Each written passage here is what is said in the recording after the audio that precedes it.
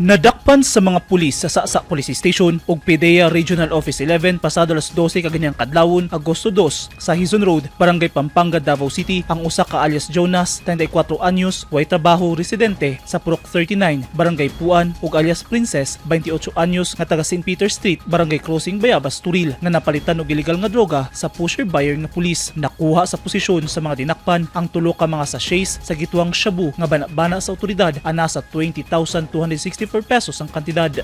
Pasado alas 2 sa hapon kagahapon Agosto 1, nasikop sab sa mga pulis sa Buhangin Police Station 5 ug PDEA ang usa ka alias Dol, 21 anyos, tricycle driver nga taga San Jose April Beach, Barangay Duterte, Agdao, Davao City. Human mapalitan og gituang shabu atol sa bypass operation sa Upper Balete Drive, Barangay Buhangin. Bana-bana sa mga otoridad ana sa 36,400 pesos ang kantidad sa nakumpiskang drug item gikan kang alias Dol.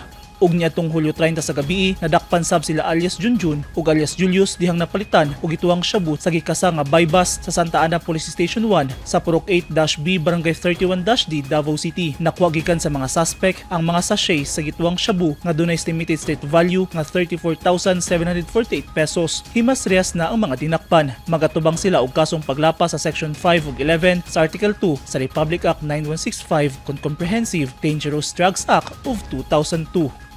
Eugene Hinutan, Newsline Philippines. Stay safe.